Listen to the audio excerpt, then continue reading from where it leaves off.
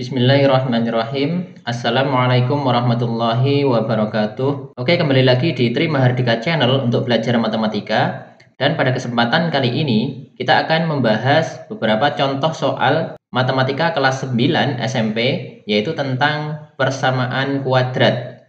Nah, soal-soal ini diharapkan nantinya bisa bermanfaat bagi kalian yang akan menjalani PAS ataupun penilaian akhir semester di tahun ini, sehingga bisa sebagai bahan pembelajaran. Oke, langsung saja kita menuju ke soal yang pertama. Jika akar-akar dari persamaan x kuadrat ditambah 16x ditambah 63 sama dengan 0 adalah P dan Q, dengan P lebih kecil dari Q, maka nilai P dan Q berturut-turut adalah titik-titik, yaitu apakah A negatif 7 dan negatif 9, B negatif 7 dan 9, C negatif 9 dan 7, ataukah D negatif 9 dan negatif 7. Baik, sebelum kita bahas, seperti biasa, bagi kalian yang baru saja menemukan channel ini, silahkan untuk subscribe terlebih dahulu agar tidak ketinggalan materi yang lain di video-video saya berikutnya. Baik, langsung saja kita bahas. Di sini, cara penyelesaiannya adalah, kita tulis dulu bentuk persamaan kuadratnya, yaitu x kuadrat plus 16x plus 63 sama dengan 0. Bentuk persamaan kuadrat seperti ini, cara paling mudah untuk mengetahui akar-akarnya adalah dengan cara difaktorkan ya. Kita mencari dua buah bilangan, apabila dijumlahkan hasilnya 16 dan apabila dikalikan itu hasilnya 63. Nah, tentu saja bilangan yang dimaksud adalah plus 7 dan juga plus 9, sehingga x plus 7 dikali dengan x plus 9 sama dengan 0. Ya, kenapa 7 dan 9? Sekali lagi, karena 7 ditambah 9 hasilnya adalah 16, sedangkan 7 dikali 9 hasilnya adalah 63. Sehingga x plus 7 dikali dengan x plus 9 sama dengan 0. Lalu di sini, ketika dua buah bilangan dikalikan menghasilkan angka 0, maka syaratnya adalah salah satu dari mereka harus 0, yaitu x plus 7 sama dengan 0 atau x plus 9 yang sama dengan 0. Kita bahas satu persatu. Seandainya x plus 7 sama dengan 0, maka x-nya tentu saja adalah negatif 7. Dan kalau x plus 9 sama dengan 0, tentu x-nya sama dengan negatif 9. Jadi jawabannya yang mana? Perhatikan pertanyaannya. P dan Q adalah faktornya, tapi ada syaratnya bahwa P lebih kecil dari Q. Sehingga di sini karena negatif 9 itu lebih kecil daripada negatif 7, maka P-nya adalah negatif 9 dan Q adalah negatif 7. Sehingga nilai P dan Q berturut-turut adalah yang D, yaitu negatif 9 dan negatif 7. Oke, kita lanjut ke soal yang lainnya. Jika P dan Q adalah akar-akar dari persamaan x kuadrat dikurangi 10x ditambah 20 sama dengan 0, maka nilai dari P kuadrat Q ditambah PQ kuadrat adalah titik-titik, yaitu apakah A 200, B negatif 120, C negatif 200, ataukah D 120. Baik, langsung saja kita selesaikan. Jadi pada persamaan ini x kuadrat min 10x ditambah 20 sama dengan 0 itu kita tentukan dulu berapa A-nya, berapa B-nya, dan berapa C-nya. Ya, kita tahu bahwa bentuk umum dari persamaan kuadrat adalah AX kuadrat plus BX plus C sama dengan 0. Sehingga di sini A-nya adalah 1, B-nya adalah negatif 10, dan C sama dengan 20. Nah, silakan diingat kembali bahwa jika akar-akar dari persamaan ini adalah P dan Q, maka kita bisa mengetahui jumlah akar-akarnya tanpa harus mencari akar-akarnya. Sehingga jumlah kedua akarnya itu dapat dicari dengan rumus negatif B per A atau min B per A. Ya, di sini karena B-nya adalah min 10, sedangkan A-nya adalah 1, sehingga jumlah akar-akarnya atau P tambah Q yaitu adalah min 10 per 1, yaitu sama dengan 10.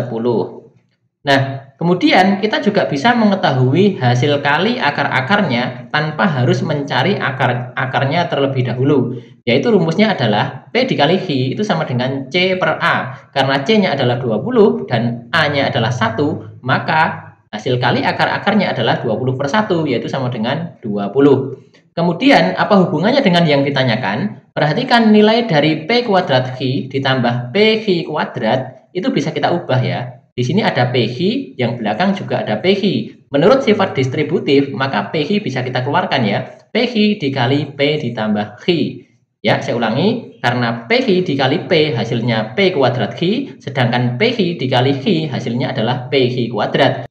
Nah, sehingga ini adalah sama ya, bisa diubah menjadi seperti ini. Kemudian karena PQ atau P kali Q kita sudah tahu yaitu 20, sedangkan P ditambah Q kita juga sudah tahu yaitu 10, maka hasilnya gampang ya, yaitu tinggal 20 dikali 10, yaitu hasilnya adalah 200. Dalam hal ini, jawaban yang benar adalah yang A. Kita menuju ke soal yang lainnya. Sebuah segitiga ABC mempunyai panjang alas X cm. Jika tinggi segitiga tersebut 4 cm kurang dari panjang alasnya dan luasnya 160 cm persegi, maka tinggi segitiga tersebut adalah titik-titik, yaitu apakah A 24 cm, B 20 cm, C 16 cm, ataukah D 12 cm. Oke, langsung saja kita selesaikan ya. Jadi kita buat ilustrasi segitiganya terlebih dahulu. Misalnya ini segitiganya seperti ini, kemudian ini A, ini B, dan ini C. Di situ diketahui bahwa panjang alas adalah X cm, kita tulis X di sini. Kemudian ada kalimat tingginya itu 4 cm kurang dari panjang alasnya, sehingga kalau alasnya X tentu tingginya adalah X min 4. Ya, kita tahu luas segitiga itu dapat dicari dengan cara luas sama dengan setengah kali alas kali tinggi, itu ada di materi kelas 4 ya. Nah, di sini berarti setengah kali X min 4 itu sama dengan luas ya. Setengah kali X dikali X min 4 sama dengan 160 karena luasnya adalah 160. Kemudian agar pecahannya ini hilang, maka semua ruas kita kalikan 2 ya. Sehingga setengah jika dikali 2 hasilnya 1. Yang ruas kanan jika dikali 2 hasilnya 320. Sehingga menjadi X dikali X min 4 hasilnya 320. Kemudian kalau ini kita buka kurungnya, kita kalikan semua, X kuadrat min 4X sama dengan 320. Atau kalau 320-nya ini kita pindah ke kiri menjadi X kuadrat min 4X min 320 sama dengan 0. Sehingga terciptalah persamaan kuadrat juga. Nah, persamaan kuadrat ini kita akan faktorkan seperti tadi. Kali ini kita akan mencari dua buah bilangan apabila dijumlahkan hasilnya adalah negatif 4 dan apabila dikalikan hasilnya adalah negatif 320. Nah, kita tahu bahwa salah satu faktor dari 320 itu adalah 16 kali 20 ya. Kita cari yang selisihnya 4. 16 dan 20 itu apabila kita kalikan hasilnya 320 dan selisihnya 4. Tapi salah satu dari mereka harus negatif karena hasil kalinya negatif. Ya, langsung saja bahwa yang memenuhi syarat adalah X plus 16 dikali X min 20, yaitu sama dengan 0. Saya ulangi, kenapa positif 16 dan negatif 20? Karena 16 positif dikali dengan negatif 20, itu hasilnya adalah negatif 320. Dan positif 16 ditambah negatif 20, hasilnya adalah negatif 4. Ya, sehingga menghasilkan perkalian X plus 16 dikali X min 20 sama dengan 0. Seperti tadi bahwa dua buah bilangan apabila dikalikan menghasilkan angka 0, maka salah satu dari mereka harus 0, yaitu apakah X plus 16 yang sama dengan 0 ataupun X min 20 yang sama dengan 0. Kita bahas satu persatu. Apabila X ditambah 16 menghasilkan 0, maka X-nya adalah negatif 16. Dan jika X min 20 sama dengan 0, maka X-nya adalah 20. Nah, di antara dua akar itu, tentu yang memenuhi syarat adalah yang kanan, yaitu yang positif. Kenapa yang positif? Karena ini adalah ukuran suatu bangun. Tidak mungkin ada ukuran suatu bangun datar yang negatif, sehingga yang kiri ini tidak memenuhi. Yang memenuhi adalah yang X sama dengan 20. Nah, lalu kita kembalikan X tadi adalah panjang alas segitiga, sehingga alasnya adalah 20 cm. Tapi awas, yang ditanyakan dalam soal adalah maka tinggi segitiga tersebut adalah tingginya adalah X min 4, sehingga T sama dengan X min 4, yaitu sama dengan 20 dikurangi 4 sama dengan 16. Jadi jelas ya, jawabannya adalah yang C, 16 cm. Ya, satu soal lagi. Diketahui persamaan kuadrat 3X kuadrat min 15X plus 6 sama dengan 0 memiliki akar M dan N. Nilai dari 2 per M ditambah 2 per N adalah titik-titik, yaitu apakah A3, B5, C6, ataukah D15. Baik, kita selesaikan ya. Jadi, 3X kuadrat min 15X plus 6 sama dengan 0 ini, kita tentukan dulu masing-masing A, B, dan C-nya. Yaitu A-nya adalah 3, B-nya negatif 15, dan C-nya adalah 6. Seperti tadi, kita bisa menentukan jumlah dari akar-akarnya tanpa harus mencari akar-akarnya terlebih dahulu, yaitu dengan rumus M ditambah N itu sama dengan min B per A. Di sini karena B-nya min 15 dan A-nya 3, berarti sama dengan min 15 per 3, yaitu sama dengan 5.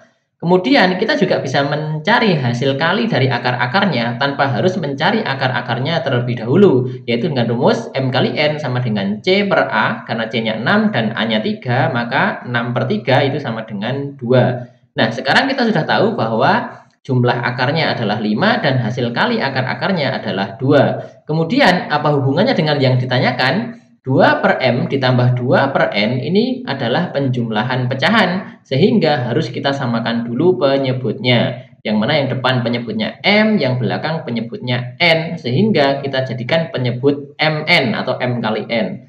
Sehingga yang depan ini berubah menjadi 2N per MN. Saya ulangi, M ini bisa menjadi MN itu karena dikalikan dengan N, sehingga 2-nya juga kita kalikan dengan N menjadi 2N. Kemudian yang belakang menjadi MN juga. N ini bisa menjadi MN karena dikalikan dengan M, sehingga 2 ini juga kita kalikan dengan M, sehingga menjadi 2M. Kemudian, karena penyebutnya sudah sama, bisa kita tulis sekali penyebutnya seperti ini, yaitu 2M ditambah 2N per MN. Kemudian, menurut sifat distributif, ini bisa kita keluarkan angka 2-nya ya, menjadi 2 dikali M tambah N per MN. Nah, dari sini sudah tahu ya bahwa M ditambah N tadi kita sudah tahu, yaitu 5. M kali N kita juga sudah tahu, yaitu 2. Sehingga tinggal kita ganti saja ya, menjadi 2 kali 5 dibagi 2. 2 kali 5 adalah 10, dibagi 2 lagi ya, kembali lagi hasilnya adalah 5. Jadi jawaban yang benar adalah yang B. Oke, sekian saja ya 4 buah soal latihan untuk kalian semua yang akan menghadapi PAS penilaian akhir semester. Semoga bermanfaat. Jangan lupa untuk selalu dukung channel pembelajaran ini dengan cara klik like, comment, share, dan juga subscribe agar nantinya channel ini bisa lebih berkembang lagi dan bermanfaat bagi banyak orang. Oke, terima kasih sudah menyaksikan. Sampai ketemu lagi di video berikutnya. Tetap semangat. Assalamualaikum warahmatullahi wabarakatuh.